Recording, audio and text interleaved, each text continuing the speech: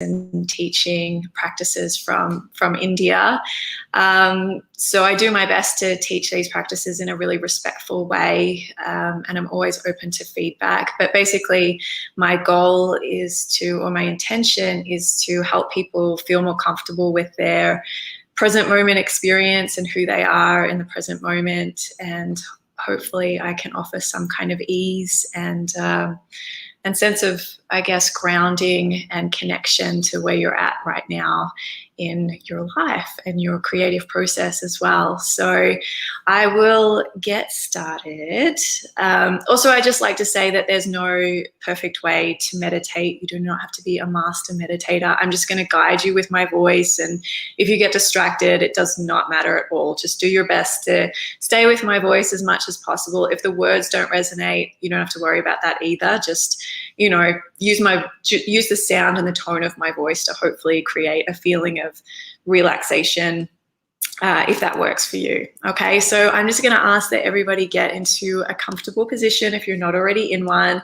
So it might mean that you just take yourself down onto the floor if you want to, if that's appropriate for you right now. You can lay down or just slouch down in your chair or sit upright. It really is whatever works best for you in this moment.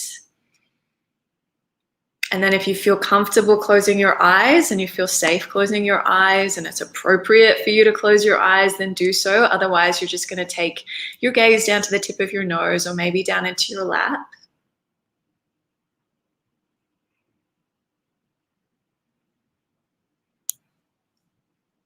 And then if it feels okay, you're going to take a deep breath. Right, so breathing all the way in and feeling your body fill up with that breath, maybe noticing where the breath moves to in your body, to your chest, to your belly, maybe feeling your side ribs expand. So filling yourself up with your breath and then fully releasing that breath as you exhale. And as you exhale, maybe feeling a sense of softness come over your body, a release of tension perhaps. And then coming to a more natural breath. It doesn't need to be too deep, but if it feels good to breathe deeply, then do that. But with the breath now, imagine that you're breathing yourself into this moment, whatever that means to you. So as you breathe in, you're breathing to presence yourself in this very moment, acknowledging that you're here.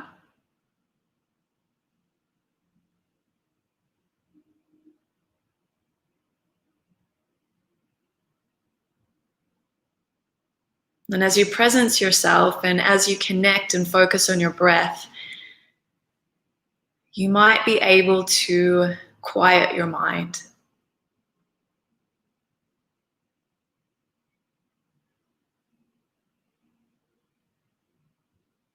So quieting your mind as much as you're able to in this moment, which might not actually be very quiet at all. You might feel as though there's more productive ways that you could be spending your time right now. And you might also feel like there's things that you really need to think about right now, and that's all valid.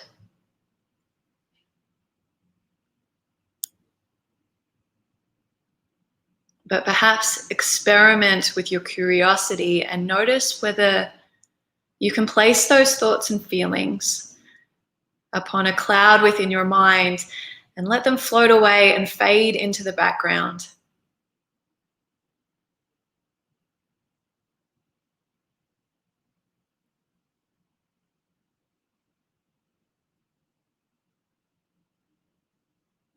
And if you choose, you can retrieve those thoughts and feelings from their cloud at the completion of this time that we have together.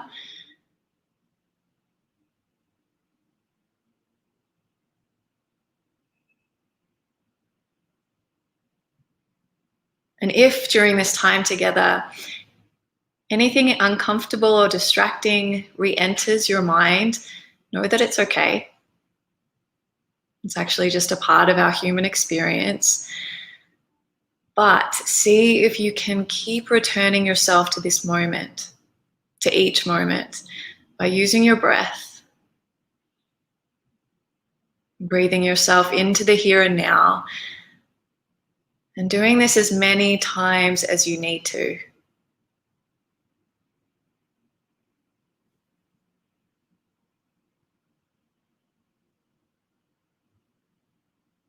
Again, breathing deeply. So filling yourself up with your breath completely, and then feeling that sense of release and softness come over your body as you exhale. And again, see if you can let your mind become still, even if just for a millisecond. Be in the liminal space and know that it's okay to be there, because your worth is not tied to your productivity. You are therefore worthy of this moment of pause.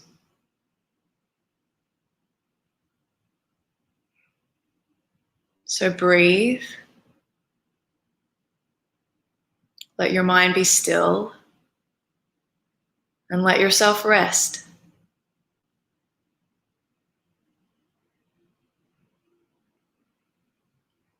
There is nothing but this moment.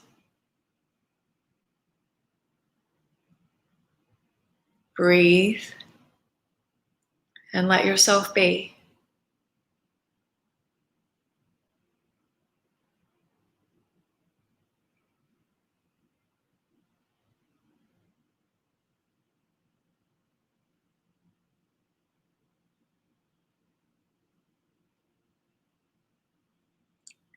And then we'll move our awareness over our body.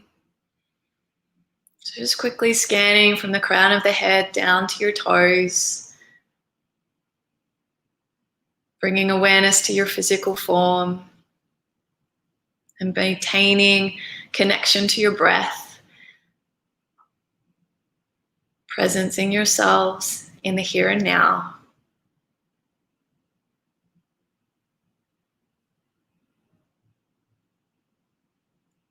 And then we'll take one more deep breath. So breathing all the way in. Opening your mouth, breathing out. And then you might just bring a little bit of movement to your body, a wriggle of the fingers and the toes, maybe rolling your shoulders or stretching. And then when you're ready, you can blink your eyes open and we will begin our session. Thank you for having me. I will see you again at the end. Thank you so much, Sammy Jo. That was amazing. So I'm going to bring up our panelists and we will get started with the discussion.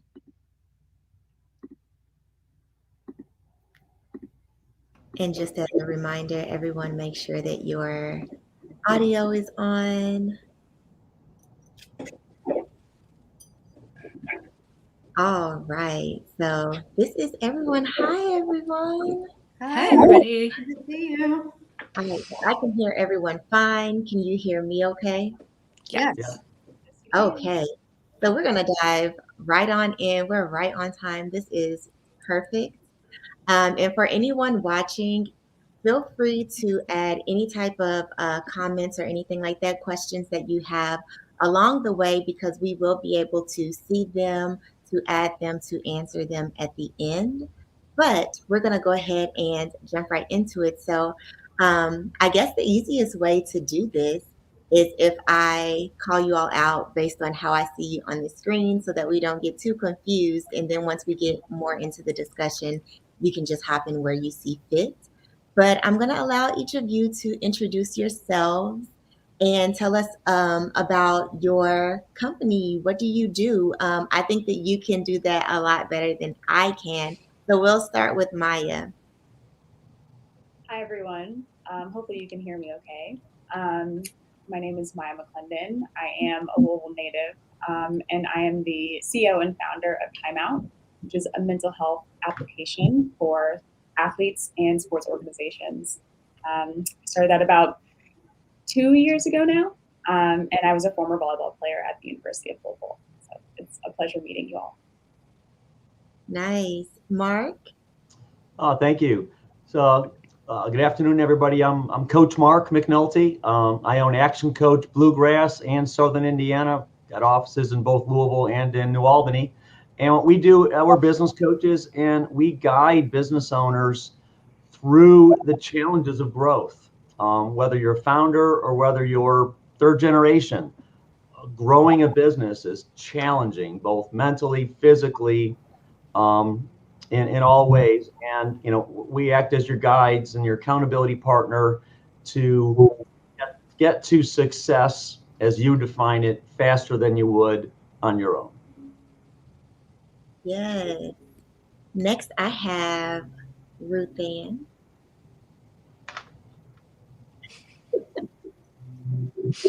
All of these apps are different. Okay. I know.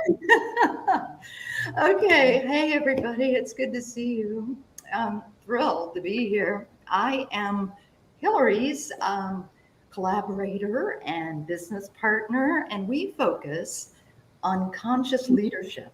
And what that basically means is focusing on yourself so that you can be of service to others.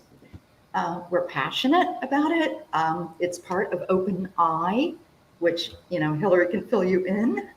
But I'm just thrilled. The time has come, and we need this sort of compassion. Mm-hmm. Yes, thank you so much. Absolutely. My name is Hilary Osborne, and I am a co-founder of OpenEye. And what we do is we help small businesses and nonprofits grow and make changes at their point of inflection. So we create strategies with them. And because we kind of gravitate towards clients that are trying to do some sort of greater good, when Ruthanne and I decided to develop the Conscious Leadership Service, I felt like it was a natural complement to what I already do in OpenEye. Exactly. Yeah. Becca? Hi guys, my name is Becca Gardner, also a Kentucky native. I moved back about 1.5 years ago after being in New York for about 12 years. I am the CEO and founder of Alt Distilling. We are a non-alcoholic beverage innovation portfolio company, and we are launching our first brand of non-alcoholic spirits, Naked Lady, in January. So Nice. Exciting. Thank you for that. So I think that when it comes to wellness, a part of what has led us to being passionate about focusing on wellness just as much as we focus on the grind is our founder journey. How did we even get to this place in the first place? And I've had the pleasure of working with many of you in various different ways, be it through my work that I do at Amplify Louisville, or the work that I do as a founder with Elephant in the Room. So can you talk to us a little bit about your founder journey? How did you end up right where you are today? And we can start with anyone, whomever wants to start. I'll start, actually. It was kind of accidental, to be honest. I was working with a company for 10 years and got laid off. So I really had to dig deep and figure out what I wanted to do. Started off as an independent consultant. And then my business partner and I decided to take all of our knowledge within the internet infrastructure industry to kind of try to change it in a little way. We just found that a lot of the companies that we dealt with were not operating to their potential. So, and looking to grow, but not sure how. And it was a very slow climb, but started off with one client that really believed in us, and it built from there. So here we are 5 years later. So I'm quite grateful for that. Nice. Does anyone want to go next, or I can I can go. So I was talking to someone earlier today, and I said I think I'm less of a founder and more of like a fighter. Like I think it's more like of a compulsion. I've always had my entire life where if there's like a problem, and I since that based on my social location or the access I have or personal experience with whatever it is, I'm in a position to maybe do something about it. It's like very hard for that not to end up becoming something incredibly important to me. And I think in the case of this, it was just my experience as a non-drinker started as just something that I was like celebrating, singing from the rooftops. And then I became quickly frustrated, that it kind of sucked because I didn't have good options. And I really thought there were a lot of opportunities to improve the way we even talk and think about, these types of choices. And to make it a safer, more inclusive environment for a lot of people that are navigating making better choices for themselves. And so, it kind of started a hobby. And then it was honestly my friends and family that were like, unless you do something about this, like you're going to drive everyone crazy. Because it was just like the only thing I could talk about and think about. And so I kind of, fell into it from just almost a place of being obsessed with the opportunity I saw there. So. Nice. And if we see that there's a pattern, there's some form of missing wellness that has kind of led everyone thus far into their company. So let's move on to the next person, whomever wants to go next. Sure. I can go next. I very much relate to your personality, Becca. I'm a fighter myself. I mentioned before I was a volleyball player at the University of Louisville, and actually I finished my last year at Arizona State. And I also did not expect to be an entrepreneur or in this founder space. I actually got my degree in pre-med psychology and was on that path. Very nerdy when it comes to research. But tragically, a year after graduating, one of my former teammates died by suicide. And having my degree in psych, I was just really diving into the athlete community, asking the questions that need to be asked to very high-level athletes and reflecting on my own journey. When I was at Louisville, I had my own mental health emergency, and just, it's not something that's talked about. Even in the past year, maybe you've heard of certain athletes kind of speaking about, the struggles that they're facing, but there's so much data behind it. And, just talking about it isn't enough.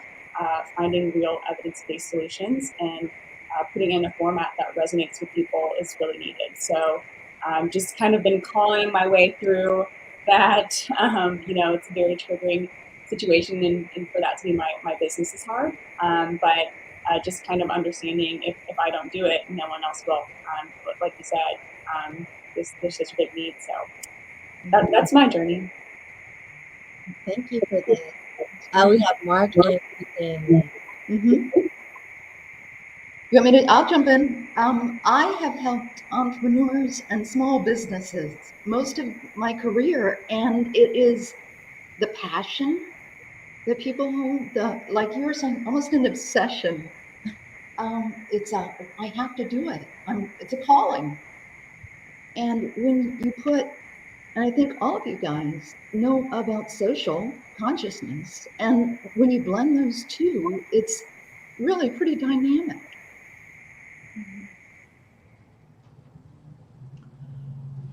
So, my journey, so I'm a recovering engineer. So everybody laugh, So, I spent 20 years in corporate America, and when I got downsized, I had what I often refer to as an entrepreneurial seizure. I'm going to take this, I walked out of there with 1 year of pay and benefits, and I said, I'm going to take this 1 year and I'm going to start a business. So looked at a lot of things, spent too much of that year thinking about it. Engineers would like to think about stuff. So now I got 6 months. So I ended up buying a franchise to accelerate the process. And, the biggest challenge wasn't the business, wasn't figuring out how to be a coach. It was the mental shift, the mind shift from being an employee to owning a business. It's you have to look at every single thing in a completely new way. And that was the biggest, hurdle I had to overcome to be successful. That was 17 and a half years ago. And now I've got a team of 5, and it's been an incredible journey, just like every other founder has. It's just an amazing journey, but it was my journey, and no two journeys are alike. Oh, absolutely. And I think that as founders, we're constantly overcoming, and that's what kind of puts us in this space in the first place, is seeing a need for something and figuring out the solution, right? So at what point as a founder did you know you needed to make a wellness change? Or did you notice that the founders you work with needed to implement some sort of wellness into their operation? That's a great question. We've looked, Hilary, jump in. We have looked at you guys know about codependency? And I see you nodding. We have looked at the function of really gifted, well-meaning leaders whose teams are incredibly dysfunctional. But it's not because people want to be dysfunctional. We've unpacked the key challenges, one of which is okay, does everyone know what codependency is? Or yeah, I'm getting some nods, right? We do, but feel free to give a brief explanation for those watching. Okay, Hilary, if you don't like my presentation today, I am just going to fall apart. And so I need you to tell me how good I am, how I've aced it. Are you referring to that you need your external validation so that you feel good about yourself? Because, if I don't have it, I'm giving up, right? And then I'm going to take it out on other people because I feel bad about myself. What about scarcity? That's a second. Scarcity. What do you guys think of when you think of scarcity? Budgets? Staff? Resources? What is scarcity? These are the things that plague you brilliant people. And this is what we have discovered when we've done lots of research. And OpenEye has done so much research and worked with so many different clients. And last but not least, I like you, but I don't like you. I'm going to pretend I like you, but I really don't like you. I mean, I'd like to like you. How can we bridge that? How can we do enough of a deep dive that gets to why aren't people getting along? Why are teams dysfunctional? Especially in our marketplace. When you're a startup, when you're an entrepreneur, when you're passion driven. So that's what gets us going. Yeah, I can jump in. I think the answer in terms of like a wellness change for me is right now. Because, I might not always be the smartest person in the room, but I sure as heck can outwork most people, and I think coming from the strategy consulting world before this, that was kind of like a badge of honor, to pull those weeks where I, it was bragging right, kind of to work the 80 hours, and I'm having to like go through this reset where I'm saying like, that's not a strategic advantage, that's a liability. And I say right now, because I am starting to identify new hires, like with us launching in January, we're bringing people on, and I'm like, I'm not okay with being the hypocrite in my organization, right? And so I think that there is this element of accountability because of what I want so much for other people, which kind of, when I turn that on its head, it's like, why wouldn't I also want that for myself? Right. And so I think real time as a founder, which is also in an intense world, as was the one I was before, doing a lot of unlearning and reminding myself that I actually get to set the tone. This time, even if it's my reflex to go back to, some of these old practices. So the answer is now, and it is because I am the potential problem, and I don't want to be that this time around. So that's great. That is so relatable, Becca. I relate to that so hard with the trying not to burn myself out or utilizing, working all the time as a badge of honor. I Totally. feel you so much. Does anyone else want to comment on when you knew that you needed to implement wellness, or when you noticed that your clients need to implement wellness into their hustle? So with Action Coach, so it's a franchise, and you go through franchisee training, and I'm an engineer, so I'm going there to learn the facts, the processes, the systems, yada yada yada. It's a 10-day boot camp, and day one was 10 hours of thinking, talking about goals and dreams and visions and affirmations and how to think.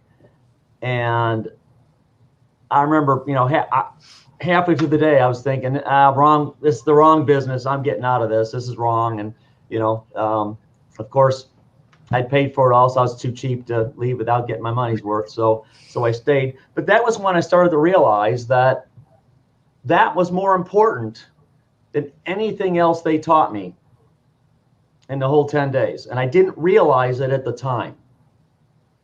I wish I had it. So I'm a trainer now for global franchises. And, so I teach that now, but I wish, and I tell people that my story is, don't leave here today thinking that this, without understanding how this day is probably the most important of your 10 days. And if you don't understand that, stick around. We'll stay here all night to figure that out, because that was what's most important. I wish my trainers had done that then, but, we've advanced a lot in our training and our understanding of the value of that. And then, so that was where I learned it personally, was just, and I've learned it again and again and again, and becoming a trainer of that thinking has helped me. And then, when we start coaching, the two things we start on first are some mastery skills, and the two are self-mastery and destination mastery. Because if you don't have those, all the other stuff you do isn't going to matter. It isn't going to stick. It's not going to be fulfilling, and you can't build a team off it. You can't go anywhere without it. I think that's awesome that you're saying that. I can kind of give my perspective as well, because I really resonate with that self-mastery. And to answer your question, I go through a wellness check every single day. I mean, when you're at an early stage company, there's so much unpredictability and so many variables that are without, inside and out of your control, that it's hard to stay even keeled. And I really break down, who I am and what I'm doing into 3 different personas. There's me as a leader, there's me as a boss, which are 2 different things, and then me as me, as my person. And that self-mastery, I kind of get that from sports as well, which is that self-awareness and understanding, what my trigger warnings are, what my kind of signs that I need to take a step back within my personal life, which ultimately can affect my business life, but also having those same conversations with myself as a leader and as a boss. And I've just had to do this thing where I'm skilled as a leader, but when do I have to kind of understand that destination mastery that you're talking about, which is like, what's the best thing for my company versus what's the best thing for my team versus the best thing for myself. So taking the time to be self-disciplined and understand what works for me, what works for, those different personas, so that I can be as consistent within my own control, because this is a really hard job. There are so few things that we can control, even though we're balancing so many different plates. Having those wellness checks every single day, I think, is a practice that I've had to learn. Still working on it, but that's kind of my. Yes, absolutely. Hilary, before we move on, do you have anything you want to add to that? Yes, just to echo off of the sort of leading by example thing, to model certain behavior. When we started OpenEye, one of the biggest things was to really demonstrate rest. And as the 4 business partners of the company, we actively do close the office for holidays, make it known obviously, if you're, a consultant, that's your money. If you feel like working, absolutely. And we're not telling you to do so or not, but just even sending that email out, letting everybody know that we're going to be offline, in hopes that maybe people also take that lead and take that time to really just relax, unwind.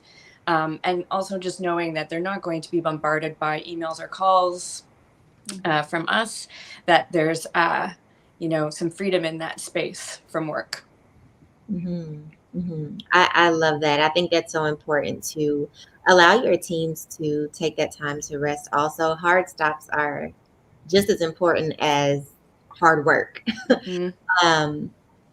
So with that being said, there are different variations of what wellness can look like. What does wellness mean or look like to you?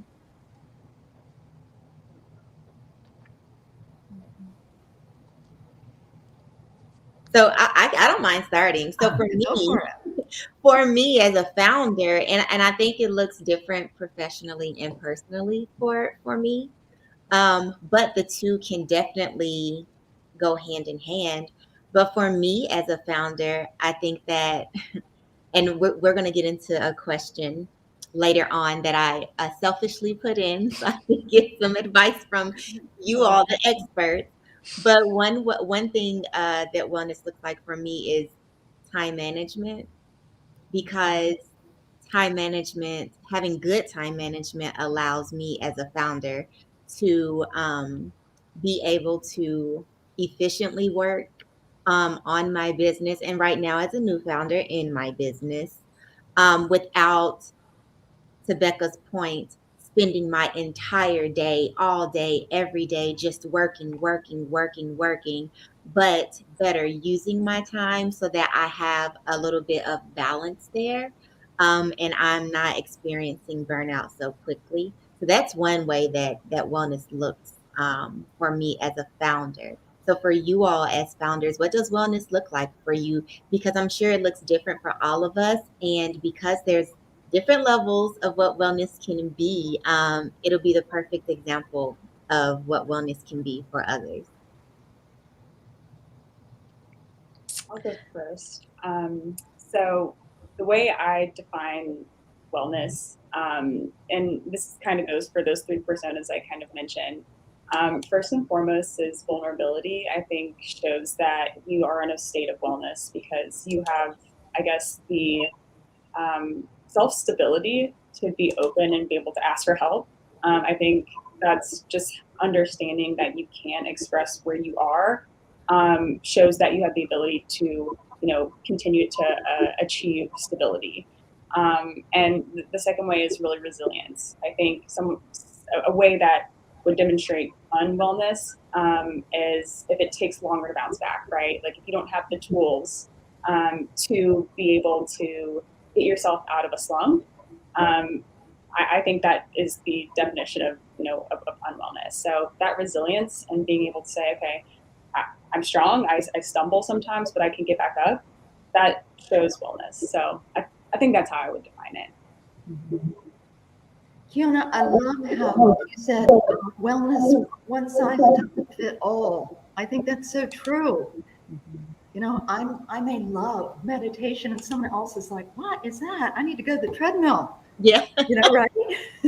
And that's okay. One of the things I want to take out of like wellness is the should. You should do this. You should take a break. You should be organized because, like I said, and I love what you said about self-awareness. That is so key. It's like, what do I really need here? What do I need? And it's not a prescription. Right. And what we do is, and Hilary, this is open eye kudos. You're creating a culture of self-care, right? You are leading by example. And when the owners, when the leaders, when the top management, it basically gives everyone else permission as well as emulation. I love that, taking the should out of it. It's what do you need in the moment. A lot of wellness right now is about should. It's we have an easy solution, right? Meditate for 21 days, and all of a sudden, no more stress, no more overwork. And that's really, it's listening to yourself. Mm-hmm. Our business is emotional wellness. Mm-hmm. That's our business. That's what we consult. I love that, sharing, just looking inward and asking what you need. And I think, through that kind of defining wellness for yourself, like I know that, for me, wellness really is like a few things. Like I know that I have to incorporate opportunities where I'm laughing and being silly. I know that I have to incorporate time to be creative, whether that's making art or writing. And then, I know, like for me, the wellness of my relationships play an incredible role in my own ability to care for myself. It's like so funny. I one of my good friends in New York, like she texted me last night and she was like, "This is the Fitbit you don't have telling you to go to sleep." And I was like, I think creating like surrounding yourself with people who love you and are invested in you beyond just like your productivity, but like in your genuine happiness is, it's a little bit of a stopgap, because I feel like sometimes those folks are helping me stay accountable to things that are hard for me to do on my own. But I'm like, it really provides, tremendous support. And so I think kind of parsing out that wellness for myself has really helped me find the specific ways to address the different components. Mm-hmm. Mhm. For me, wellness is, I feel wellness when for me, I call it, I'm at peace with myself and with the way things are going. And there are, going back to like the shoulds, all the shoulds, those are tools in a toolbox. And so, over my life, I've learned lots of tools that I can, and I know how some of them work with and not, and I can pick and choose the tools I use to help to feel at peace, whether it's meditation, whether it's going to see my therapist, whether it's sitting in a hot tub, whether it's going golfing, whether it's working till 2 a.m, because the only way I'm going to feel at peace is if I just finish this, and then I can be at peace, and then I prioritize. And it's all about, so that, there's lots of different things and tools I have, and I think we all just need multiple tools in our toolbox that we can use to feel that way, whatever that feeling well or feeling at peace, whatever word we want to use to describe it or emotion that we feel. We need to learn tools, because there's not any one tool that will solve every scenario. And we need multiple tools and multiple sets of resources in our lives to be able to deal with the different situations that come up. And as founders, we're dealing with stuff that we can't always anticipate, right? Because it's new. We're doing something that's not been done before, maybe by anybody, but certainly not by us. And so it's learning that. I love that you brought up, sometimes working until 2 a.m. as a form of wellness, because that is so true. Sometimes work is the best form of wellness, because I know for myself, there's been times where, I know that I'm starting to reach a burnout and I really want to take 5 days off in a row. But my way of practicing wellness is right before I'm getting ready to take that time off, working 16 hours, so that when I am off, I know that I have completed everything. I'm not stressed out. I don't feel the urge to want to work. I don't feel the urge to want to get things done because I let something fall by the wayside. I was able to knock out what I needed to knock out, so that when I hit my stopping point, I can literally stop. And that goes for physically and mentally. So I love that you brought that up, because I don't think that many people look at that as a form of wellness, and it can be. It can be. Mhm. And guess what you did? What did you do by setting that, if you will, that line of work and time off? What would you call that? I would call it a boundary. Yay! Yeah, boundaries are between people. Boundaries are between work and me time. Yeah, oftentimes we set boundaries with everyone else, but we don't set them with ourselves. And I think that that's where we fail. And we don't set them with work, especially entrepreneurs. I was going to say, to the point of, if you know you're taking a vacation, for example, and you know you will only truly feel relaxed if you finish all of your work, I feel like the first step is that inner awareness of yourself and what you need to do in order to actually be able to have peace in your life or be able to relax. And then the second part of that is, once you are so aware of your inner world, if you're starting to notice that it's kind of slipping, or you're feeling like anxious or overworked or stressed out, is to actually take a break, and however that looks like, to get back to that inner world, so that you've kind of hit a reset button and continue on with whatever it is you're doing.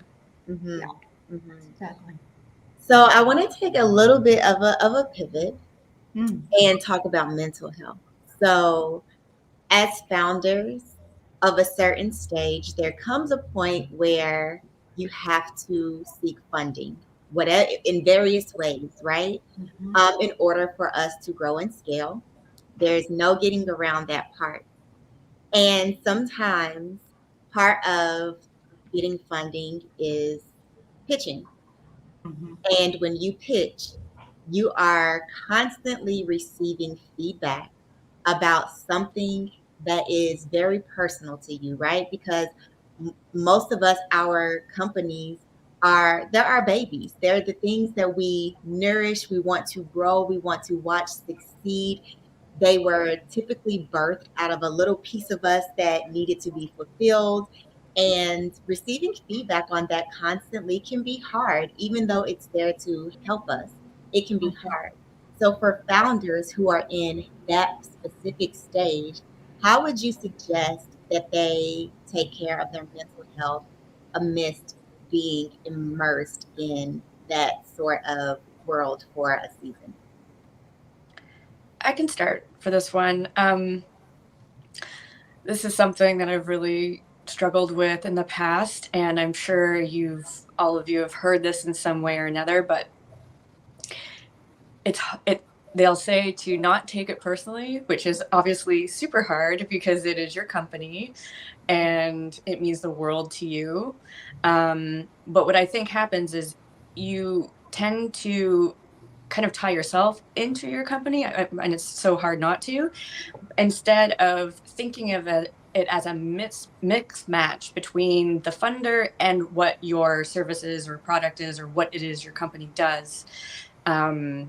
Because if you don't look at it that way, it's kind of you're almost turning it inward and taking it very personally, questioning, if I'm doing something right or wrong, can stir up a whole bunch of things like worthiness or imposter syndrome. And so to try to peel yourself away from that, I think if you're able to do that, it takes the sting away. And obviously that takes lots of practice because, not criticism, but, maybe questionable feedback kind of stings sometimes. Oh man, I certainly have some thoughts on this one. I feel like maybe we talked about it over coffee once, but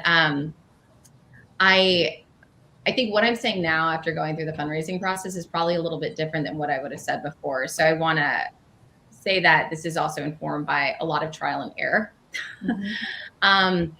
But, I think that there's a couple things. One thing that really helped me was to get a lot of different perspectives from different folks, but not asking them to tell me like if they thought this was a good idea or not, so that I could really educate myself thoroughly on what I was doing, which is unique, because I think what is easy to do is to get in the process of taking everyone's opinion seriously. And the reality is like, it's their opinion, which is based on their own personal experience. And so, if I'm having a tech investor who's made a lot of success for themselves, starting multiple apps, for example, and I'm going in front of them and they might be having comments on like my margins or, you know, what my kind of target exit is, et cetera, if I take that feedback as like, you know, the Bible and go and incorporate it into my business model, I could be doing myself a huge disservice.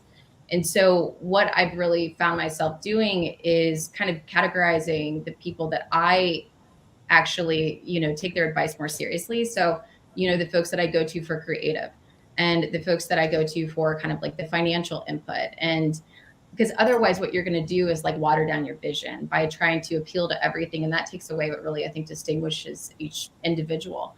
You know, and it's hard to do, but I think that, you know, just because someone doesn't invest in you doesn't mean you're wrong.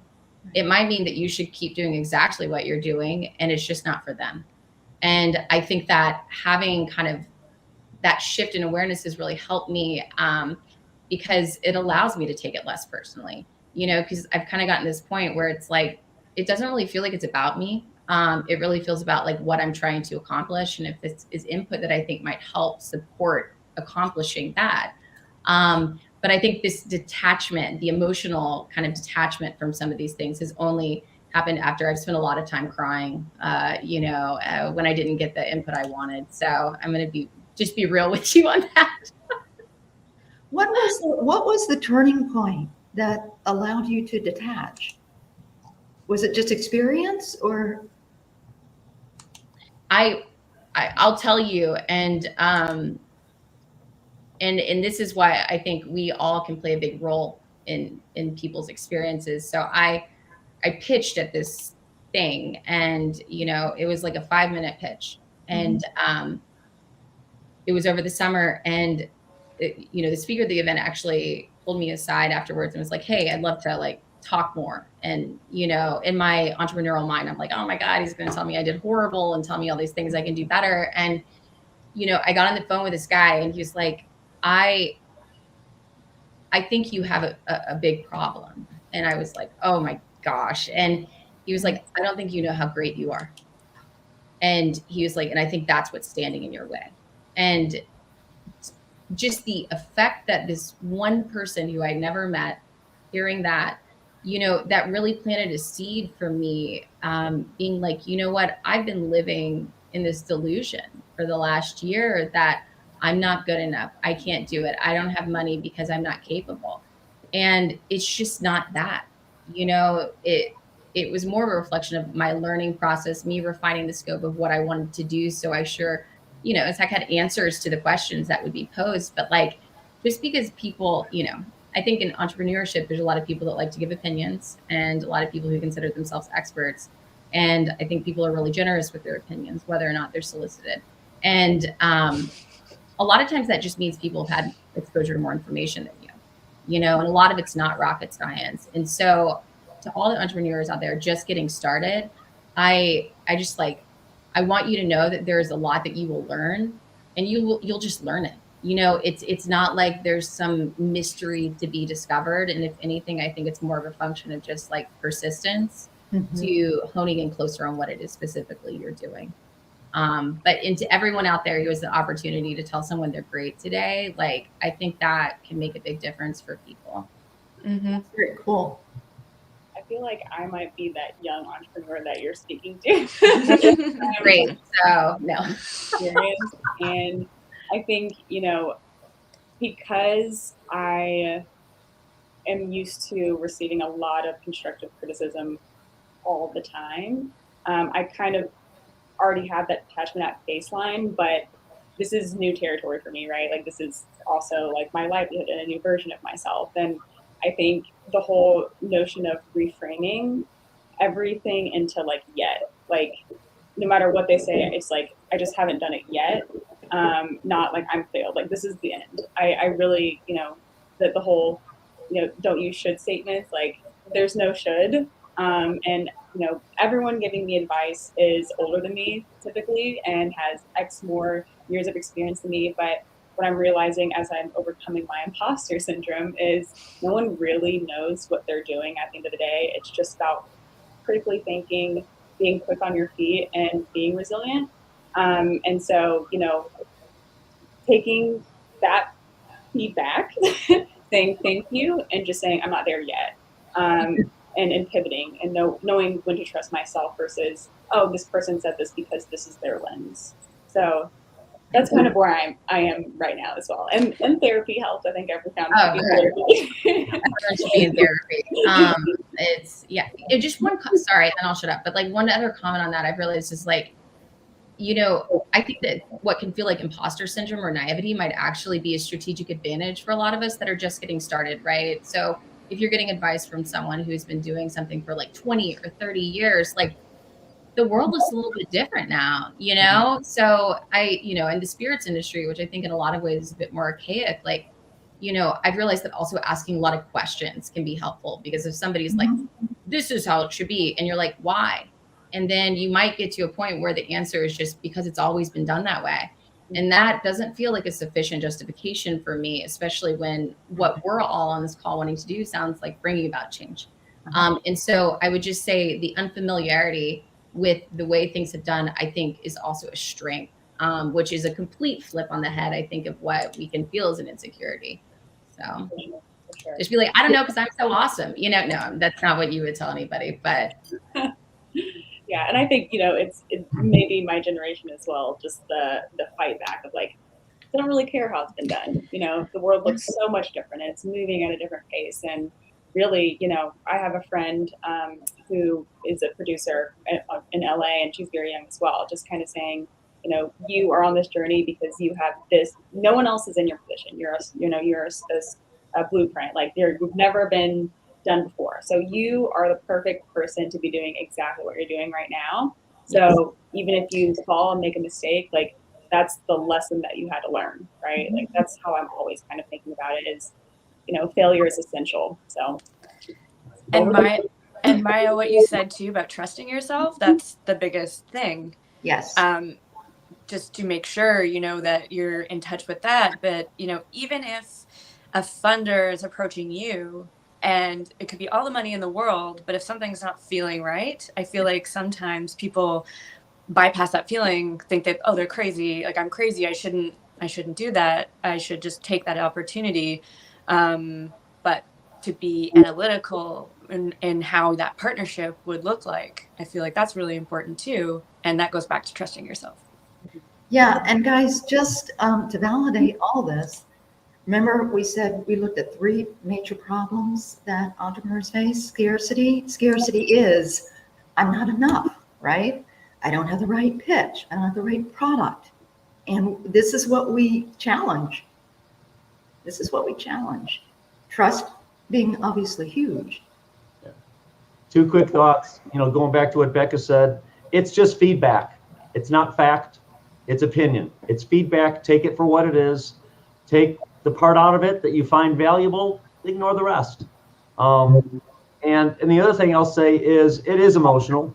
It's okay to cry. It's okay to let it out. It's okay. It's an emotional process. And bottling up your emotions or pretending, I'm a guy. Guys aren't supposed to cry. I've cried more than in the last 17 years than most people have done in 50 years. So it's okay. It's normal. It's just part of the process to feel these emotions, and we have to let them out. It's okay to feel and experience an emotion. So don't think that there's something wrong with you if a rejection or just feedback makes you feel that.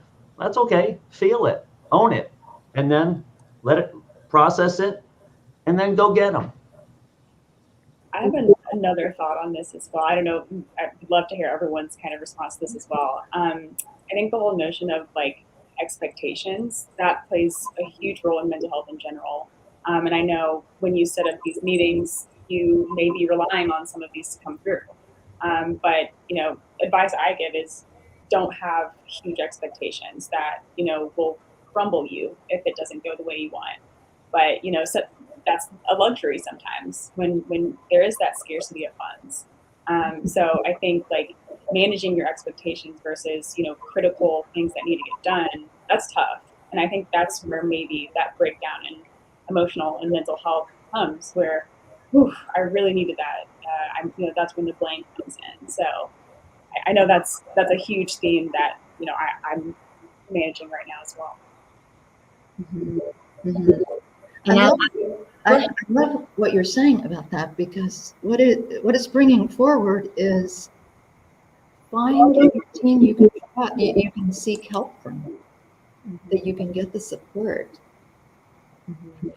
Find your people. Just like that guy from Out of the Blue said, you don't know how great you are. I mean, it changed your whole outlook. What a beautiful thing. Mhm. So And if we can be intentional about cultivating that group of support.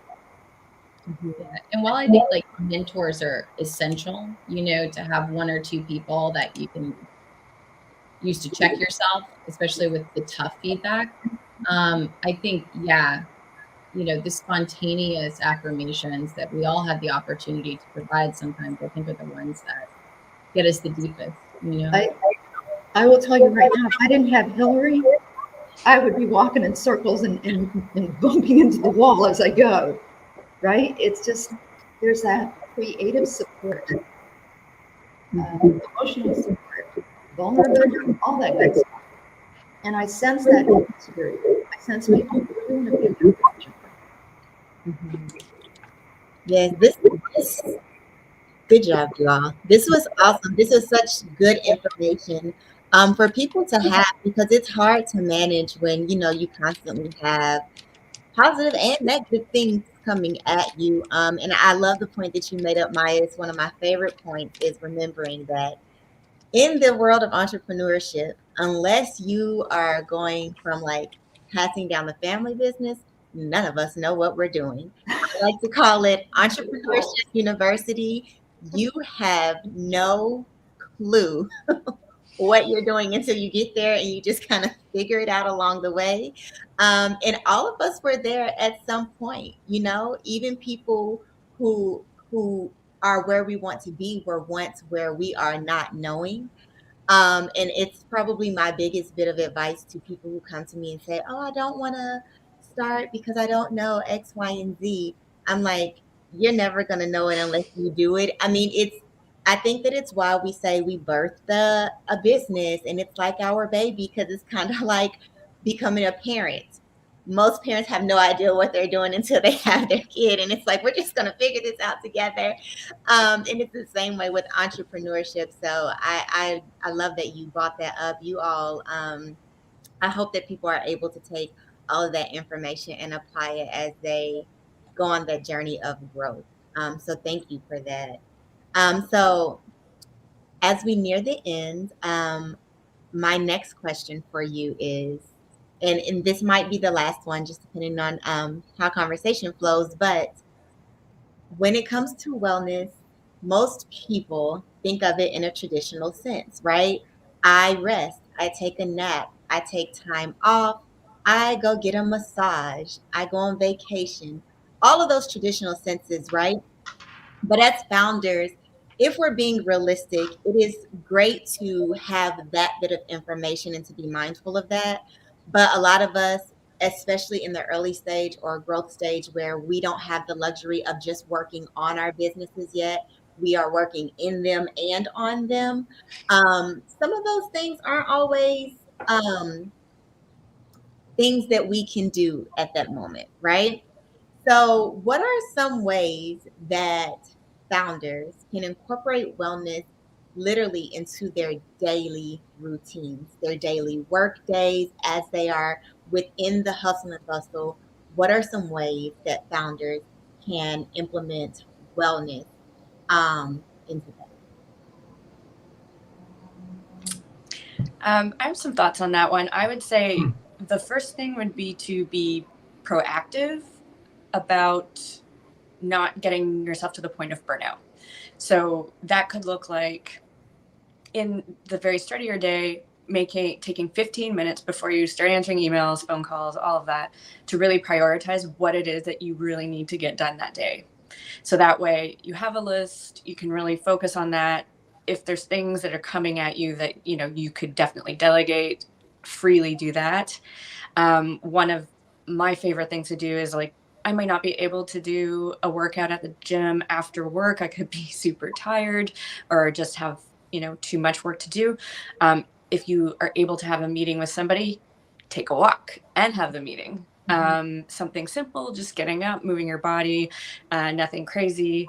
And another thing is, even just, I know as cliche as it sounds, deep breathing exercises just at your desk. If you had a super stressful meeting, or, you're just feeling overwhelmed, taking 2 minutes just to do some deep breathing actually really does help a lot. So I call those pattern breaks. And I like that. Schedule pattern breaks into your day. If you've got 8 hours of Zoom meetings, between meetings, get up and walk around, stretch, do something to break the pattern physically. A physical change will make a big difference. The other thing to do is, and Becca mentioned prioritizing.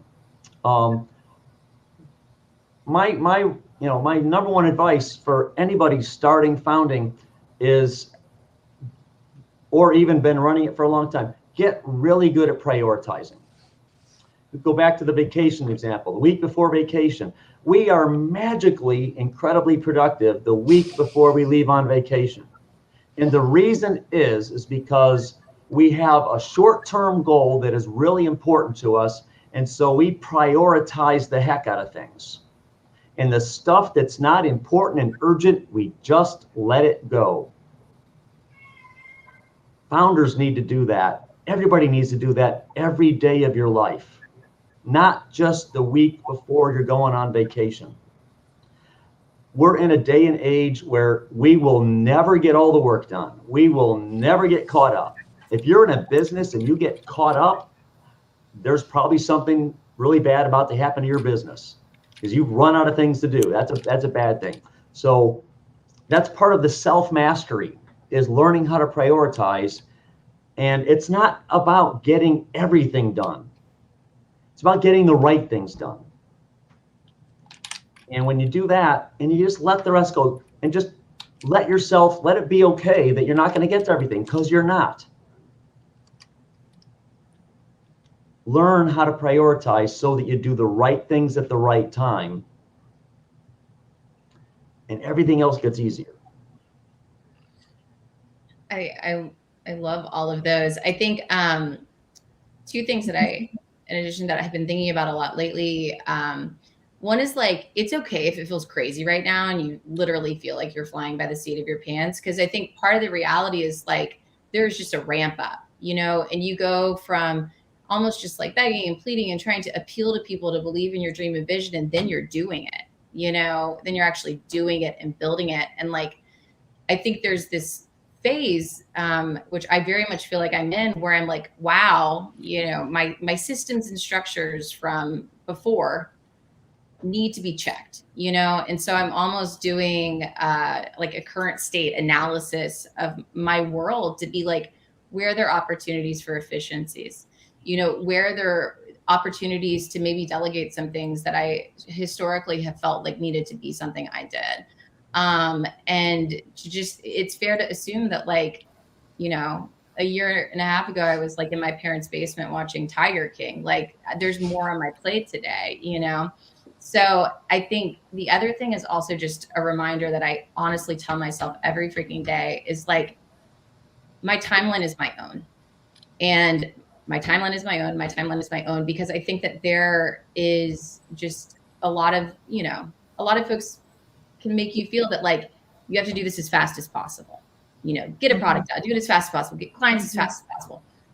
But, like, you don't hear of these companies, these iconic brands that are like, well, did you hear they started it in only 6 months? Like, people are talking about the longevity, the quality, the impact, right? And so I think if you're feeling pressure that you got to pull this off in 6 months, but, like, there's not a real great reason. I mean, I think personal financial timeline, there are things to be considered for sure, but, like, don't rush it just to rush it. If you don't have to rush it, like, don't, because then it's easier, I think, to incorporate some of these other things we've been talking about on this That's call. a great point. I would jump in and piggyback and become really good at recognizing burnout. Like, really attuned. Am I feeling stressed? Am I impatient? Am I detached? Am I distracted? Is it unrelenting stress? Because burnout undermines wellness, and it also undermines your success. So on that note, don't throw yourself under the bus. Yeah, I would say routine. Like with something that's so unpredictable, consistency is like something that, at least for me personally, I hold on to very dearly. And not just having a routine that you are disciplined with doing, but also giving yourself permission to break it. Right? I think there are some times where I'm so like I have to do this, and I have to be really strict on this at 8 a.m. all the way through the day. And sometimes I need my escape, like a healthy escape that I know will help me feel better. And I think it goes into that emotional regulation and that internal motivation of like, for me, I know what's going to make me laugh. I know what's going to make me breathe. I know what's going to make me, act silly where nothing matters, and putting that into my routine and saying, okay, this is the time where I'm going to go on a walk and do whatever, or I'm just going to dance, or watch Sex in the City for an hour in the middle of the day, which is totally fine. But yeah, I think just kind of giving yourself, or for me, giving myself that consistency where I can rely on something that I built for myself, and then giving myself permission to break it and just feel the things that I know I can feel to make myself feel better. Yes. Yes, this was awesome. Thank you so much to all of you all for all of your expertise and just an authentic conversation, because we all know that this journey is hard. But as long as you have community there to back you up and support you, you'll be just fine. So thank you all so much for that. Make sure that if you're in the audience, you are connecting with all of these awesome people on LinkedIn and wherever else they live. And to close things out, we are going to bring Sammy Joe back up to guide us in an exit meditation.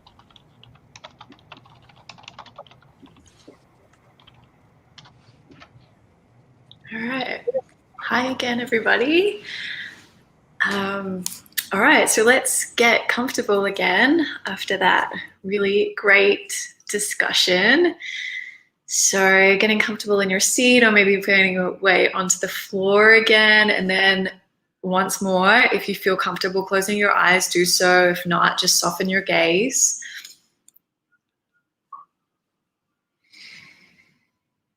And then we'll just take a moment to kind of feel into our body. So just observing the way that our bodies, our physical bodies, feel in this moment. So it might be helpful to scan from the crown of your head down to your toes, just observing how each part of you feels. If there's tension present, maybe breathing into those parts of ourselves and seeing if we can release that tension.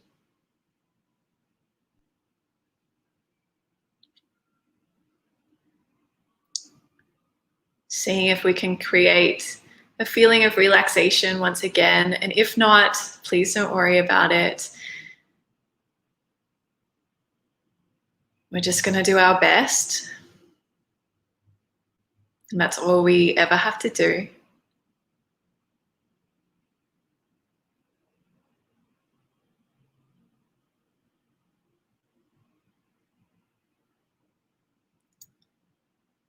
And then once you've scanned your body, bringing your awareness to your breath once again. So noticing as you breathe in and noticing as you breathe out.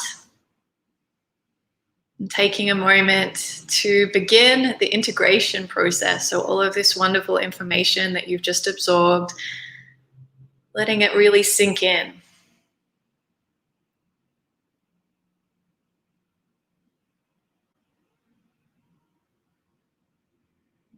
And creating an openness that allows you to integrate what you've just received into your lives, into whatever it is that you're creating at the moment.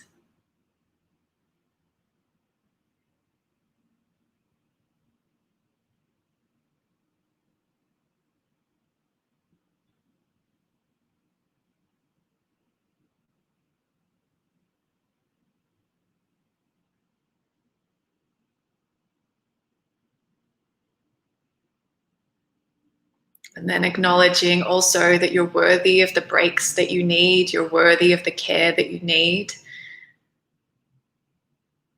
You're worthy of whatever it is that you need to keep going.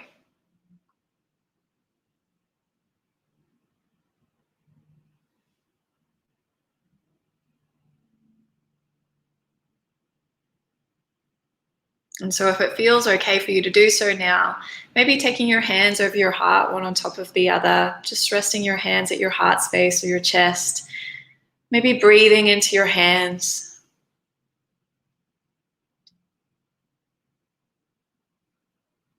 And if it makes sense, dropping your awareness down into your heart. So connecting with the gentleness there, the compassion at your heart. And then silently reminding yourself that you're doing the best that you can.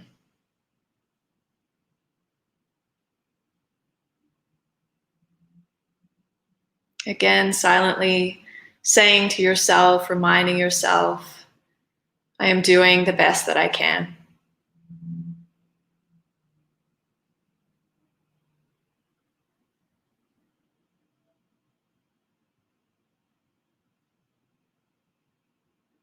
And if there's an intention that you'd like to set for yourself for the rest of your day, for the beginning maybe of a new way of being,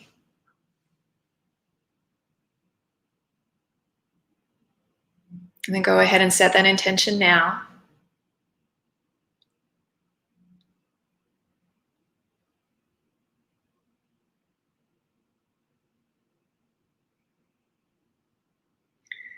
And then to finish, we'll take 3 breaths. Just trying to breathe into our heart space as we do so. So 3 deep breaths together. We'll breathe in. And then open your mouth, breathe out slowly.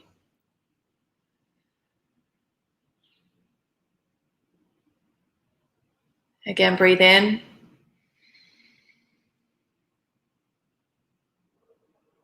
Breathe out slowly.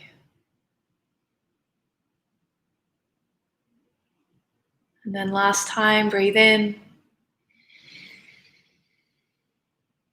And open your mouth, maybe make a little bit of sound as you exhale this time, as though it's a nice big sigh, a nice big release. Good, and just thanking yourselves for showing up, thanking the presenters and the panelists, and thanking Amplify Louisville.